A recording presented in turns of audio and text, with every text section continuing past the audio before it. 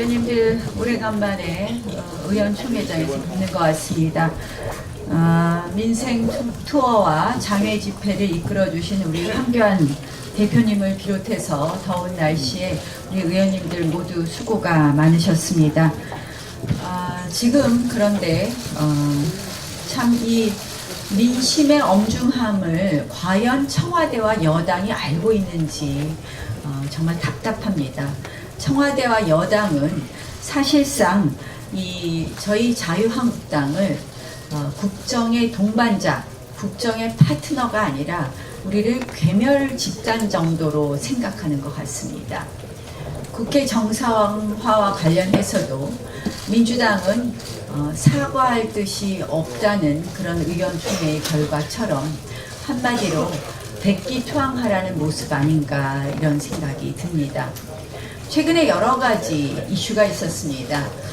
가장 최근에 양정철 민주연구원 원장과 서훈 국정원장이 만났습니다. 우리가 상식적으로 생각해 봤을 때 총선을 기획하는 총선의 기획 총책임자와 정보수장이 만났다는 것 자체만으로도 이 민감한 시기에 총선을 앞둔 1년 앞둔 이 민감한 시기에 만났다는 것 자체만으로도 굉장한 우리의 우려를 가져올 수 있고 국민들의 의심의 눈초리가 있을 수 있습니다.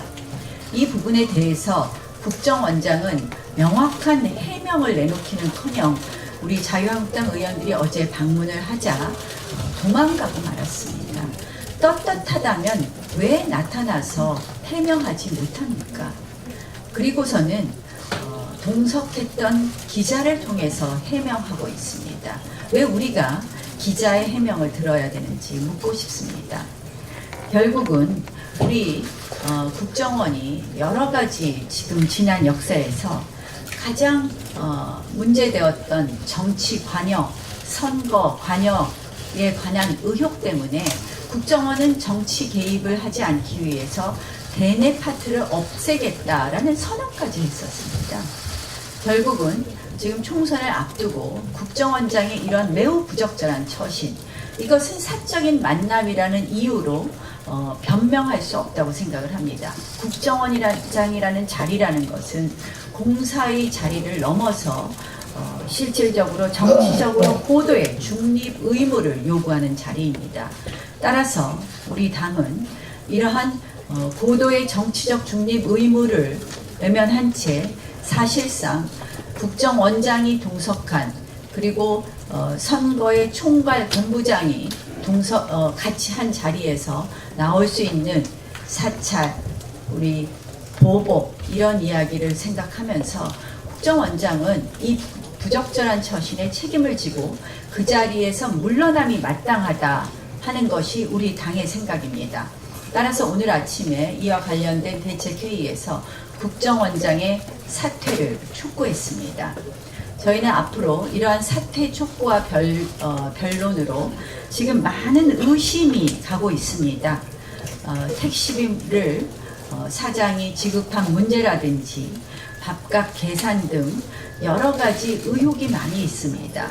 이 짜맞춘 듯한 이러한 답변들에 대해서 우리는 진실을 밝혀가고 그 과정에서 어떠한 대화가 오고 갔는지 진실을 밝혀갈 거라는 말씀을 드립니다. 국정원장 즉각 사퇴하는 것이 맞다고 생각하시죠, 여러분? 두 번째로는 무능 외교입니다. 강경화 장관의 무능 외교는 이제 도를 넘었다고 생각을 합니다. 지금 이 복잡한 외교 현실 속에서 지금 치열한 외교전을 해야 되는데 대한민국의 외교부는 어디에 있는지 알 수 없습니다. 저희가 투명 외교 아닌가 이렇게 생각을 합니다. 그런데 재미있는 것은 이러한 자신들의 외교 무능, 외교 실책을 덮기라도 하는 그런 이러한 의도된 또 그리고 아주 기획된 여러 가지 모습이 보인다는 말씀을 드립니다. 우리 당 강효상 의원의 이 발언을 문제 삼아서 지금 국가기밀 운운하고 있습니다. 제일 처음에는 청와대가 이게 사실이 아니라고 했습니다. 사실이 아니면 기밀이 아닐 것입니다. 그런데 이제 와서는 기밀이라고 합니다. 물론 외교부 분류상은 기밀 3급 기밀이라고 되어 있습니다. 외교부의 자의적인 기밀입니다. 국가마다 굉장히 다릅니다. 기밀이란 도장이 찍혔다고 모두 기밀이라고 할 수 있느냐. 이 건의 핵심 내용을 보면 오히려 국익 훼손이 아니라 잘못 정상 간의 회담이 제대로 안 된 체면 훼손 아닌가 이렇게 생각을 합니다.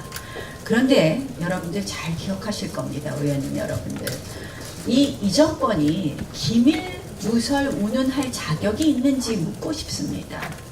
아시다시피 우리 청와대 캐비넷을 열었던 거 잘 기억하실 겁니다. 보복 정치를 위해서 청와대의 많은 기밀을 그대로 온 천하에 공개했습니다. 외교부 압수수색은 어떻습니까?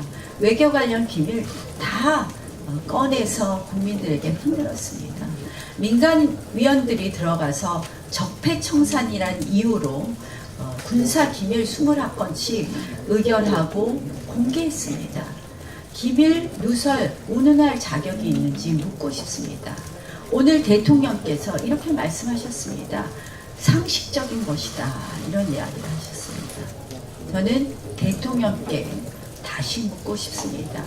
대통령께서 상식적으로 좀 판단해 주실 것을 묻고 촉구합니다.